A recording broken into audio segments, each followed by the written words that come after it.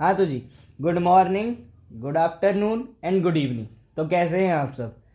Sir हम बहुत बढ़िया। आप बताइए आप कैसे? तो जी मैं बता दूं, मैं भी बहुत बढ़िया। तो चलिए, आज हम पढ़ने वाले हैं क्या, एक बेसिक टॉपिक क्लास 11th का, जर्नल एंट्री। क्या पढ़ने वाले हैं? Journal entry.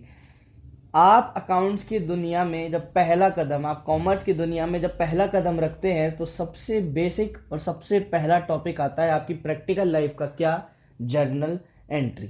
कि हमको अकाउंटिंग की एंट्रीज, हमको अकाउंट्स करनी कैसे होती है प्रैक्टिकल लाइफ में, वो आज आपको सिखाया जाएगा, जर्नल एंट्री। ठीक है।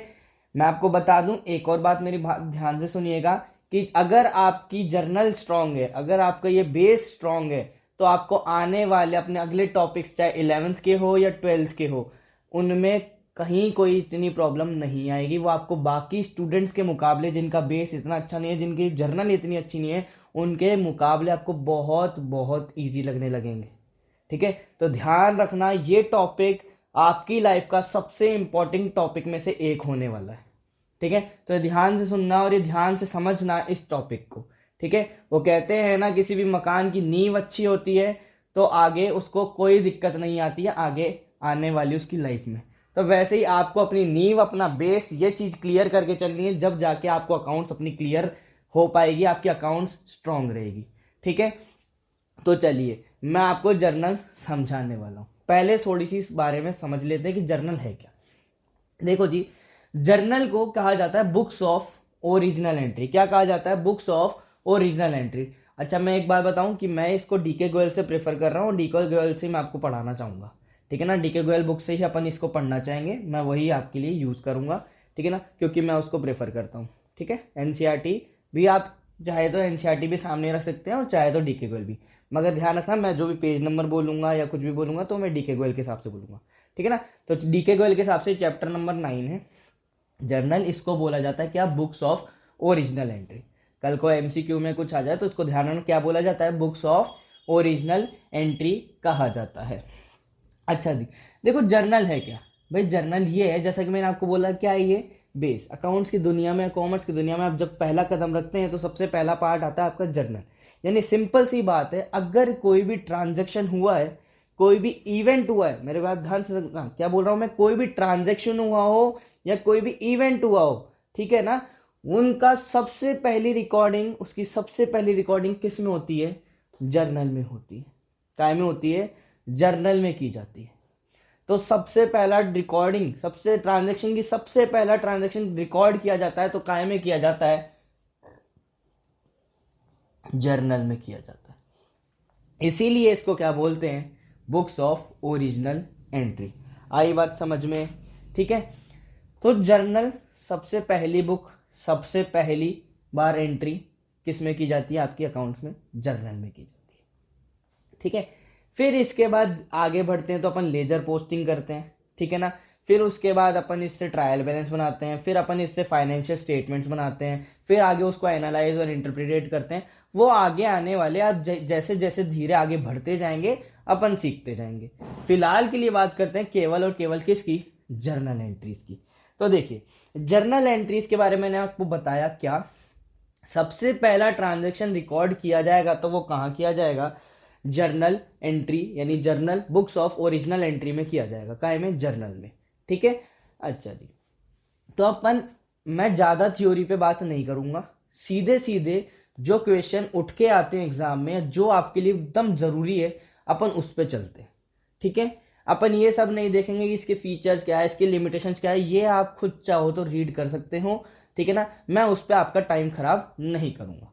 ठीक है। अपन सीधे कट टू कट, और जो एकदम आपके दिमाग में बैठेगी अपन वो बातें करते हैं, क्योंकि मैं प्रैक्टिकल चीजों पे ज्यादा ध्यान देता हूं, बजाय इसके कि थियोरेटिकल पार्ट क्या कहता है। थ्योरी पे भी बात करी जाती है, मगर वो उसकी जो बहुत ज्यादा जरूरी है, जो मैंने आपको एक बार बता दिया आपके पिछले कुछ 1-2 मिनट में।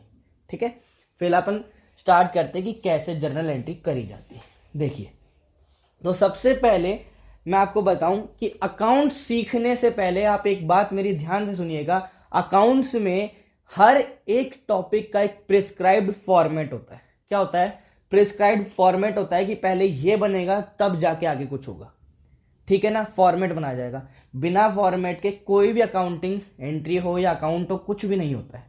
ठीक है ना, कॉस्टिंग सब्जेक्ट हो चाहे इनकम, कोई भी सब्जेक्ट हो, उसकी सबकी सब्जेक्ट की बात अलग है, किसी में भी ऐसे प्रिस्क्राइब्ड फॉर्मेट्स नहीं होते हैं, मगर अकाउंट्स में प्रिस्क्राइब्ड फॉर्मेट्स होते हैं। ठीक है, तो देखिए जर्नल एंट्रीज का, जर्नल एंट्री करने का एक प्रिस्क्राइब्ड फॉर्मेट है। मैं वहां आपको पहले वो सिखा दूं कि ये फॉर्मेट बना के आपको जर्नल एंट्रीज करनी है। ठीक है, देखिए जर्नल एंट्री का फॉर्मेट है date, particulars, LF number, amount debit, amount credit. देखिए डेट, पर्टिकुलर्स,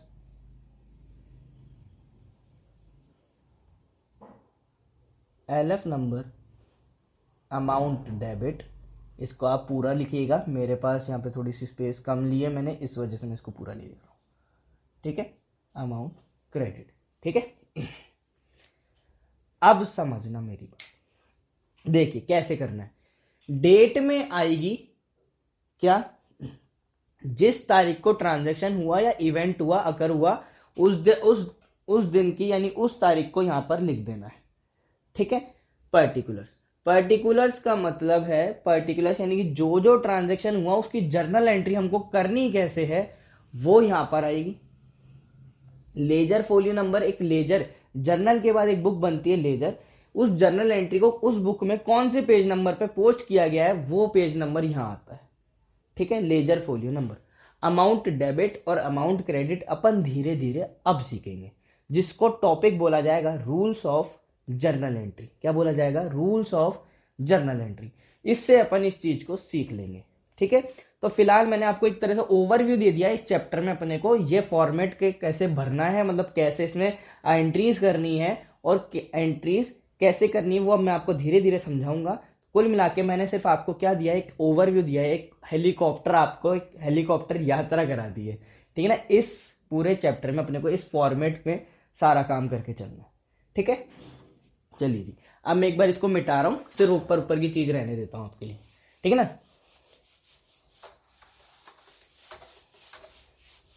एक बार इसको मिटा देता हूं, छोड़ो, वापस तो बनाएंगे ही अपन। ठीक है ना, चलिए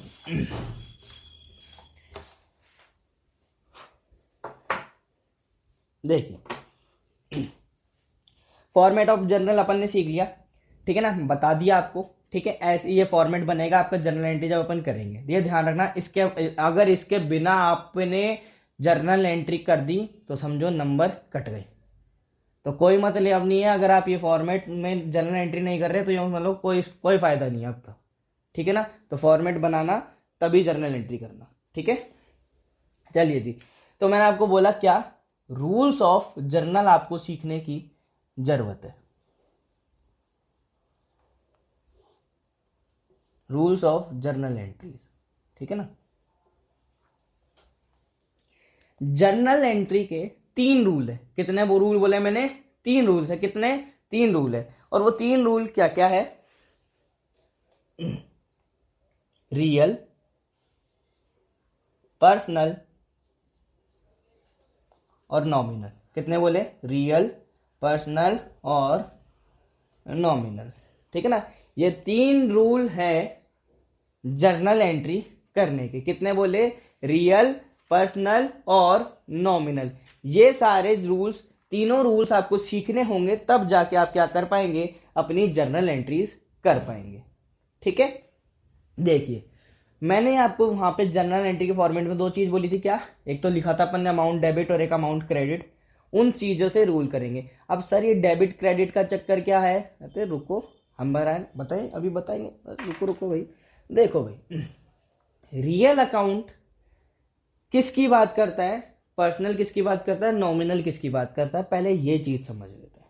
ठीक है ना, रियल अकाउंट सिर्फ और सिर्फ, एक बार इसको मिटाते चलें ताकि एक एक चीज सीख के चलेंगे।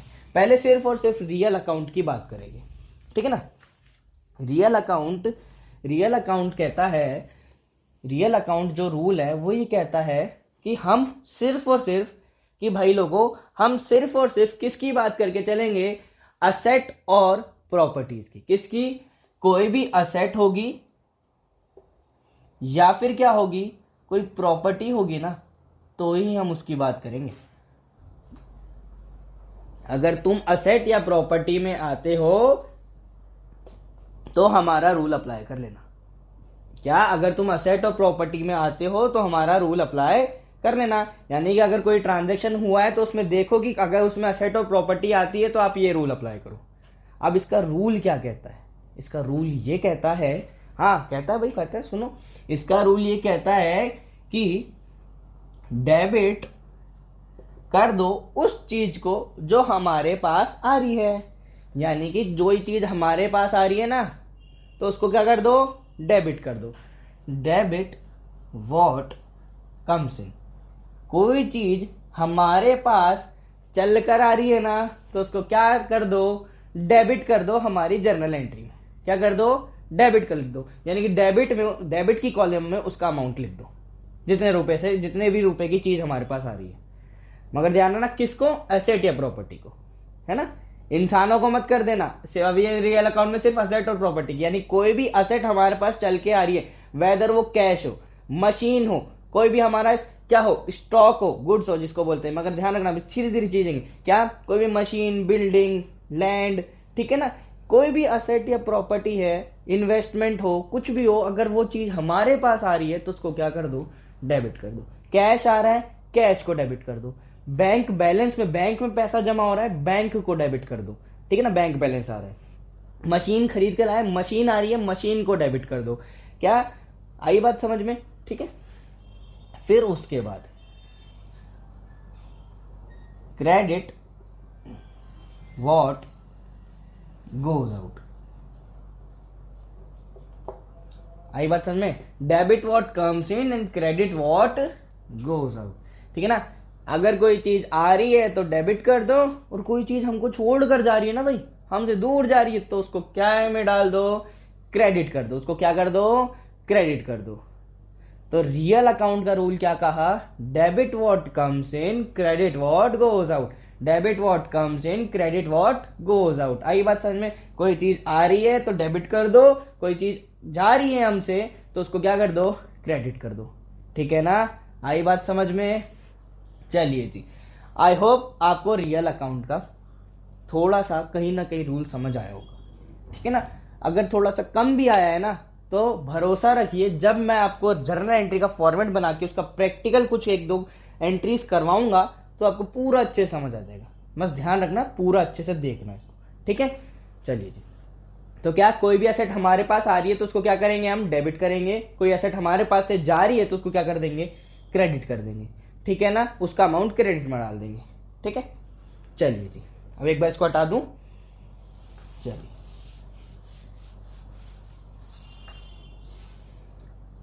दूसरा अकाउंट यानी दूसरा जर्नल एंट्री का रूल मैंने क्या बोला? Personal account. क्या बोला? Personal account. अब ध्यान रखना, पर्सनल अकाउंट में किसकी बात करेंगे? किसी पर्सन की। मगर एक घपला है यहाँ, एक चीज बहुत अच्छे समझना। पर्सनल अकाउंट का मतलब तो समझ आ गया कि सर पर्सन की बात करेंगे, मगर भाई लोगों पहले ये तो समझ लो पर्सन होता कौन है। अब तुम इतना तो तुम बेसिकली तो जानते हो कि भाई मैं, आप, मम्मी पापा, भाई बहन, ये सब क्या है? पर्सन है। ये सब लोग पर्सन है, यानी जो जो लोग दिखते हैं वो पर्सन है ना। ये जो जो लोग दिख रहे हैं हमको, ये तो पर्सन है। मगर कुछ लोग ऐसे भी है जो तुमको समझ नहीं आ रहे पर्सन है, मगर फिर भी वो पर्सन है ना। देखो, पर्सन की डेफिनेशन में 3 लोग बांटे गए हैं। एक तो नेचुरल पर्सन,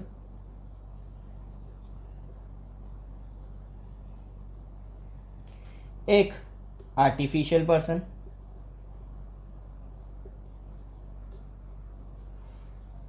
और एक लीगल रिप्रेजेंटेटिव। ये बोलो सिर्फ रिप्रेजेंटेटिव पर्सन। ये चार्ट अपनी कॉपी में बना लेना ढंग से, ठीक है ना।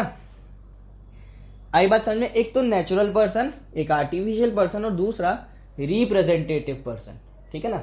रिप्रेजेंटेटिव पर्सन, इसको पूरा लिख लेना, मैंने यहाँ पे थोड़ा दूरा सा लिखा, ठीक है। अच्छा जी, अब देखना सर ये होते क्या, आपको ये तो बता दो। अरे हाँ हाँ, इसलिए तो आप आए हो। देखिए, नेचुरल पर्सन का मतलब क्या है भाई? नेचुरल पर्सन मैंने बताया ना, मैं, आप, ठीक है भैया, आपके दीदी, आपकी मम्मी, आपके पापा, ये क्या है जो दिख रहे हैं हमको भाई, ये तो पर्सन है जिनको हम बचपन से जानते हैं, ये पर्सन है, तो वो तो नेचुरल पर्सन। ठीक है, दो चीज आपको नहीं दिख रही है यहाँ पे, क्या आर्टिफिशियल पर्सन। सर आर्टिफिशियल मतलब क्या प्लास्टिक के होते हैं? अरे नहीं भाई, आर्टिफिशियल मतलब होता है, आर्टिफिशियल पर्सन मतलब, ये ध्यान रखना, आप एक बीएसटी में भी पढ़ोगे, आर्टिफिशियल पर्सन का मतलब होता है any person which is created under any law या क्रिएटेड बाय लॉ। कोई ऐसा पर्सन जो कि जिसको किसने बनाया हो, लॉ ने बनाया हो। अब आप पूछे सर लॉ भी पर्सन बनाता है? अरे नहीं नहीं, लॉ पर्सन नहीं बनाता, लॉ पर्सन क्रिएट करता है। देना कैसे भाई, कंपनी का नाम सुना है, नाम सुना है कंपनी का, है ना, कंपनी का नाम सुना हो तो कंपनी रजिस्टर्ड होती है कंपनीज एक्ट 2013 में, तो कंपनीज एक्ट 2013 में रजिस्टर्ड हो जाती है, तो वो भी एक क्या बन जाता है, एक आर्टिफिशियल पर्सन बन जाता है। यानी कि वो पर्सन जो कि नेचुरल पर्सन तो नहीं है मगर एक आर्टिफिशियल पर्सन है जो कि किसी लॉ के द्वारा बनाया गया है, और वो सेम एज एक्ट जैसा एज नेचुरल पर्सन करता है वैसा वो भी एक्ट कर सकता है। जैसे अपने नाम पे प्रॉपर्टी खरीद सकता है, कंपनी अपने नाम पे प्रॉपर्टी खरीद सकती है, कंपनी अपने नाम पे प्रॉपर्टी बेच सकती है। ठीक है, अच्छा कंपनी, आपने कभी सुना है कंपनी पे केस कर दिया? कभी सुना है कंपनी के डायरेक्टर पे केस कर दिया? भाई कंपनी का डायरेक्टर अलग, कंपनी अलग है, तो कंपनी खुद भी स्यू हो सकती है और दूसरे को भी स्यू कर सकती है। Company can be sue and can be sued upon, company पे भी केस करा जा सकता है और कंपनी भी किसी और पे केस कर सकती है। तो ये सारे इसके फीचर्स होते हैं। तो आर्टिफिशियल पर्सन होते हैं जैसे कि कंपनी हो गया, है ना, ये जो कि लॉ के द्वारा बनाए गए हैं। आई बात समझ में? तो इस तरह के लोग होते हैं आर्टिफिशियल पर्सन। ठीक है, कोई भी company, state bank of India ये भी company, HDFC company, AU finance bank company ये भी बैंक है, मगर ये क्या है, कंपनी, आर्टिफिशियल पर्सन है भाई। अच्छा, रिप्रेजेंटेटिव पर्सन, रिप्रेजेंटेटिव पर्सन मतलब, रिप्रेजेंटेटिव का मतलब है कि जो वो अकाउंट जो किसी इंसान को रिप्रेजेंट करते हो। जैसे कि याद हो, अगर आपने पिछले टॉपिक में पढ़ा हो, बिजनेस एंटिटी एक कंसेप्ट आता था कि बिजनेस और बिजनेस का ओनर अलग अलग होता है, जिस वजह से कैपिटल अकाउंट को हम क्या मानते थे, लायबिलिटी मानते थे। यानी कि कैपिटल अकाउंट ये दर्शाता था हमको कि ये कैपिटल अकाउंट हमारी लायबिलिटी इस वजह से है क्योंकि इसके अंदर जो पैसा है ना वो हमारे ओनर से बिलोंग करता है। जो कैपिटल अकाउंट में पैसा लिखा जाता है लायबिलिटी साइड में, बैलेंस शीट में, उसमें जो पैसा लिखा गया है ना, जो कैपिटल अकाउंट को अपन क्रेडिट करते हैं, वो इस वजह से करते हैं क्योंकि वो पैसा ओनर का पैसा है, वो हमारे बिजनेस के ओनर का पैसा है, और वो हमको बिजनेस बंद करते दौरान उसको चुकाना पड़ेगा या फिर उस पर इंटरेस्ट देना पड़ेगा बिजनेस करते समय। तो समझ आई, कैपिटल अकाउंट यानी कि क्या, बिजनेस कैपिटल अकाउंट किसको रिप्रेजेंट करता है, बिजनेस के ओनर को या फिर पार्टनर को। पार्टनर्स कैपिटल अकाउंट है तो पार्टनर को रिप्रेजेंट करेगा, और बिजनेस का अगर कैपिटल अकाउंट है तो किसको रिप्रेजेंट करता है, बिजनेस के ओनर को रिप्रेजेंट करता है। हो रहा है ना रिप्रेजेंटेटिव पर्सन से। अच्छा, ड्राइंग्स अकाउंट सुना है? ड्राइंग्स का मतलब क्या होता है, अगर कोई ओनर बिजनेस से अपने पर्सनल खर्चों के लिए पैसा निकाल के लेके चला गया तो वो क्या होता है, ड्राइंग्स होता है। अच्छा, ये ड्राइंग्स भी तो किसको रिप्रेजेंट करी जा रही है, किसी पर्सन को रिप्रेजेंट कर रहा है ना, तो ये क्या है, रिप्रेजेंटेटिव पर्सन है। ठीक है, अच्छा जी सर ये तो बात समझ आ गई, अब आप इसका रूल तो समझा दो। हाँ समझा रहा हूँ, देखिए इसको मैं, आपने अगर नोट कर लिया तो मैं इसको मिटा रहा हूँ, अदरवाइज स्क्रीनशॉट लेके आप रख लीजिएगा पीछे करके। ठीक है, चलिए जी, तो पर्सनल अकाउंट का रूल ये कहता है, पर्सनल अकाउंट का रूल हमको ये बताता है कि डेबिट द रिसीवर। अब डेबिट द रिसीवर क्या नहीं समझना, अगर कोई ट्रांजैक्शन हुआ है, कोई किसी पर्सन से अगर कोई ट्रांजैक्शन हुआ है ना, तो उसमें एक चीज देखो कि देने वाला कौन है और लेने वाला कौन है। क्या, अगर किसी पर्सन से कोई ट्रांजैक्शन हुआ है, किसी पर्सन से कोई ट्रांजैक्शन हुआ है, तो ध्यान रखो उसमें एक चीज देखना, क्या, कि लेने वाला कौन है और देने वाला कौन है। ठीक है ना, अगर जो इंसान लेने वाला है, जैसे सपोज करो मैंने राम को पैसे दिए, है ना, राम को पैसे दिए, तो राम कौन है, रिसीवर, तो राम हो जाएगा क्या, डेबिट। आई बात समझ में, राम क्या हो जाएगा, डेबिट, है ना, आई बात समझ में। अच्छा अगर सपोज करो सामने वाला इंसान अगर अपनी बुक्स में एंट्री, राम अगर बुक्स में एंट्री करेगा तो वो क्या करेगा, समझना कि राम को पैसे किसने दिए, मैंने दिए, तो मैं कौन हूं उसके लिए, गिवर। राम मेरे लिए क्या है, रिसीवर। तो मैं अपनी बुक्स में राम को कर दूंगा क्या, डेबिट, है ना, एंड क्रेडिट द गिवर। तो राम मुझे क्रेडिट करेगा। सिंपल तरीके से समझना कि अगर भाई मैं राम को पैसे दे रहा हूं तो राम पैसे क्या कर रहा है, रिसीव कर रहा है, तो राम क्या हो जाएगा, डेबिट। आई बात समझ में। अच्छा मैं अगर किसी से पैसे ले रहा हूं, सपोज करो दूसरा बंदा है शाम ने मुझे पैसे दिए, शाम ने मुझे क्या दिए, पैसे दिए। शाम कौन है, क्रेडिटर, यानी शाम का है, शाम ने मुझे पैसे दिए, तो शाम कौन है, गिवर। तो मैं शाम को क्या करूंगा, क्रेडिट। आई बात समझ में, बोलो बात समझ आई क्या। भाई शाम ने अगर मुझे पैसे दिए तो मैं शाम को क्या कर दूंगा, क्रेडिट। यानी कि सिंपल, अगर कोई बंदा किसी ट्रांजेक्शन में, अगर आप क्या देखते हो, किसी पर्सन को देखते हो, तो उसमें एक चीज आप चेक करोगे, पर्सन को पैसे मिले हैं या पर्सन कोई चीज रिसीव कर रहा है। पर्सन कोई चीज रिसीव करता है, यानी कि सामने वाला पर्सन अगर रिसीवर है तो उसको क्या कर दो, डेबिट कर दो, है ना। सामने वाला पर्सन अगर क्या है, रिसीवर है, तो उसको क्या कर दो, डेबिट कर दो। और अगर वो गिवर है, कोई चीज दे रहा है, तो उसको क्या कर दो, क्रेडिट कर दो। ठीक है, थोड़ी बहुत समझ आ रही है बात या ऊपर से जा रही है भाई, है ना। भाई मेरे ख्याल से समझ आनी चाहिए, इसमें तो कुछ भी नहीं है। क्या बोल रहा हूं मैं कि अगर सामने वाला बंदा कोई चीज रिसीव कर रहा है तो उसको क्या कर दो, डेबिट कर दो। और कोई चीज हमको दे रहा है तो उसको क्या कर दो, क्रेडिट कर दो। डेबिट द रिसीवर, है ना, और क्रेडिट द गिवर। ठीक है सर, ये कैसे हुआ हमको समझ एक बार थोड़ा कम, अरे रुको आएगा, बिल्कुल आएगा, ठीक है ना, बिल्कुल आएगा। देखो फिर से, राम को मैंने क्या दिए, पैसे दिए, तो राम को मैं क्या कर दूंगा, राम के अकाउंट को मैं क्या कर दूंगा, डेबिट कर दूंगा। क्या कर दूंगा, डेबिट कर दूंगा। अच्छा अब मैंने, याद हो आपको, तो रियल अकाउंट में क्या समझाया था, मैंने क्या दिए, पैसे कैश क्या है, मेरी असेट है। असेट मेरे पास से आ रही है या जा रही है, राम को पैसे दे रहा हूं तो मेरे पास से असेट जा रही है ना भाई, असेट जा रही है। तो जाती हुई असेट को क्या करते हैं हम, क्रेडिट। क्या करते हैं, क्रेडिट। तो देखो जिस जहां पे भी क्या लिखोगे, नीचे टू लिखते हैं ना, इसका मतलब वो चीज क्या हो रही है, क्रेडिट हो रही है। तो टू कैश अकाउंट लिख दूंगा। अभी क्या हो रही है, कौन धीरे धीरे सीखेंगे, फिलहाल के लिए मैंने समझाने की समझना कि राम को मैंने क्या कर दिया, डेबिट कर दिया।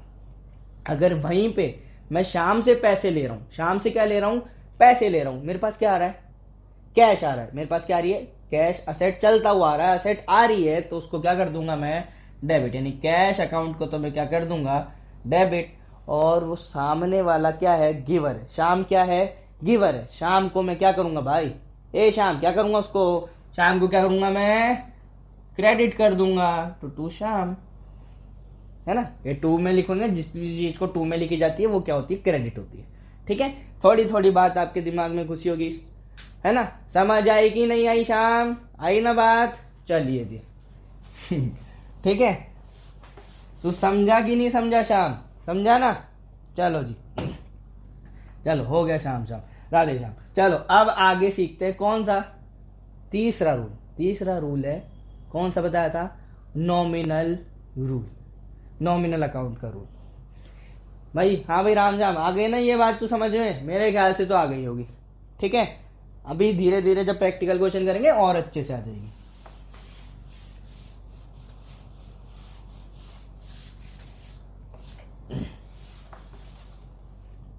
देखिए भाई, अब सीखने वाले हैं अपन क्या, नॉमिनल अकाउंट करो, नॉमिनल अकाउंट करो।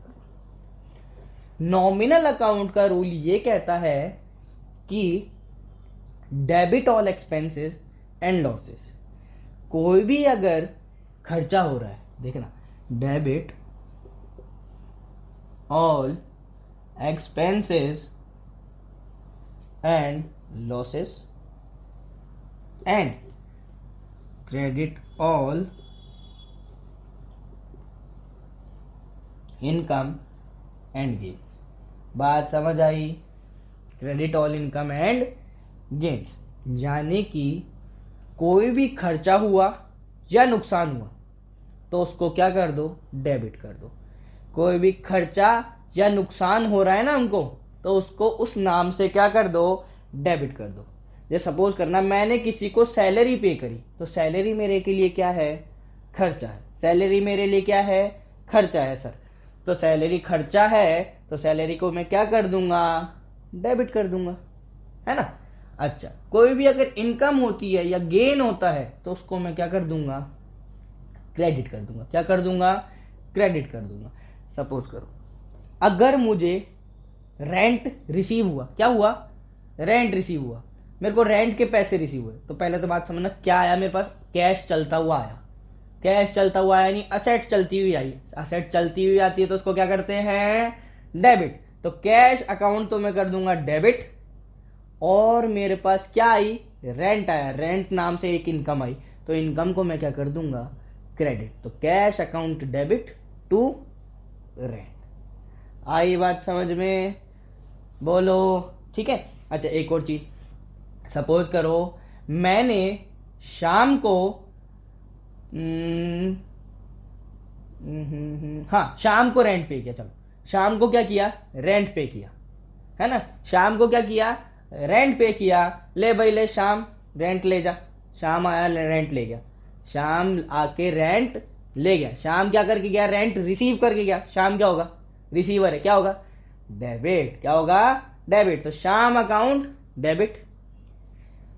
मेरी तरफ से क्या हुआ है, खर्चा हुआ है ना।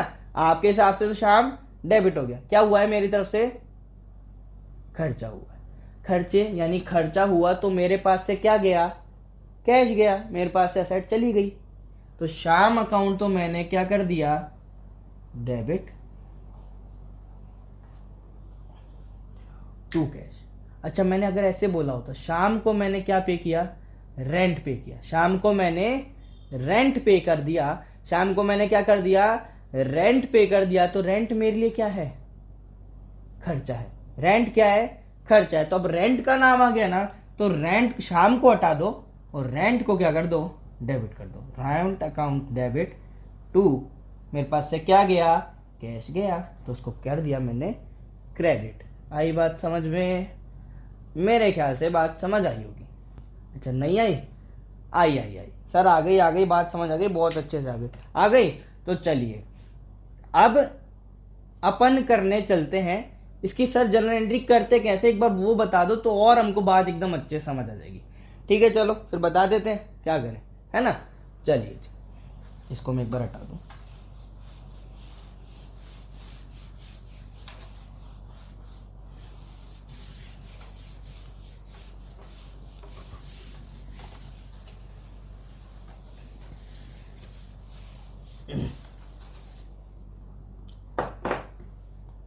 देखिए जी फॉर्मेट क्या है, date, particular, LF, amount debit and amount credit. ठीक है।